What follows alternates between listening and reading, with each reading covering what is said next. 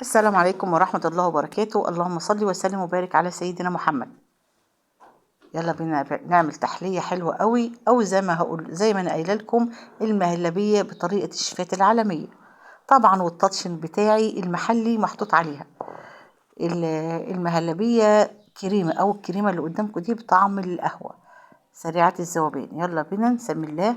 معانا معلقتين من الزبدة او السمنة وعليهم معلقة من الزيت. خلاص ساحوا كده، نزلت بنص كوبايه من الدقيق وهحمصها تحميصه حلوه قوي.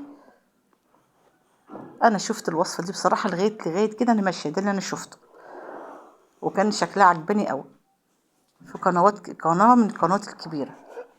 نزلت كمان بنص كوبايه من اللبن البودر، الحليب البودر، وانزلي بقى قلبي كده وحمصوهم مع بعض. بس خدي بالك ان الحليب بيلسع بسرعه، فايه لما تحسي كده هدي النار شويه لغايه ما ريحته بقت جميله كده وطلعت معايا زي ما انتوا شايفين كده خالص. يعني خدوا بالكم عشان ما يلسعش.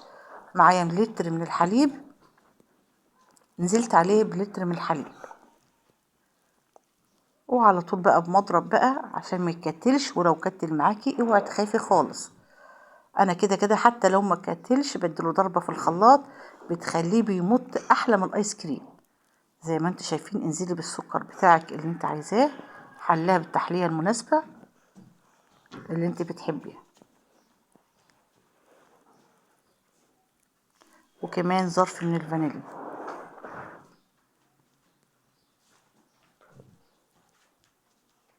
انا نزلت بالسكر والفانيليا وهقلب باستمرار. معايا بقى كريم، هعمل بقى ايه الكراميل بتاعي. شوفوا بقى الوصفه دي انا شفتها بجناش الشوكولاته اللي هي لبن على كاكاو على شويه زيت.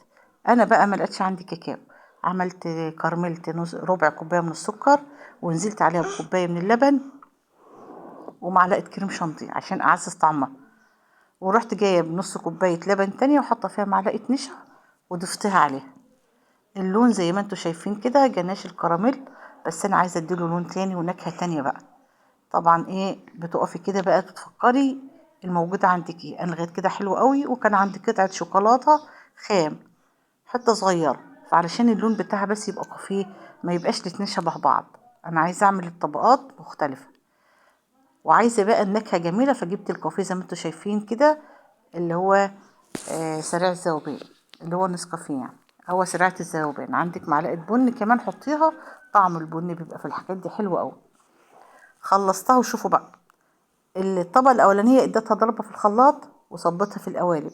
الطبقة التانية اديتها نفس الضربة اللي في الخلاط وسبتها في القوالب. الخلاط بيديلها مطة زي الآيس كريم. هتشوفوها وانا باكلها دلوقتي بصراحة طعمها فل. انا مش عايزة اقول ان هي احلى من اللي انا شفتها، بس ربنا يحسن ما بين ايدينا كلنا. ريحة القهوة جميلة جدا في الوصفة دي.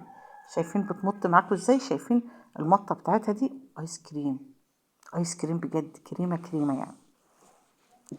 جميلة وسهلة وبسيطة. ما عندكيش كريم شانتيه مش مشكلة، ما تتأيديش بيه. برضه ما عندكيش بس اللبن البودر بدلها طعمها حلو قوي. استودعك رعاية الرحمن، والسلام عليكم.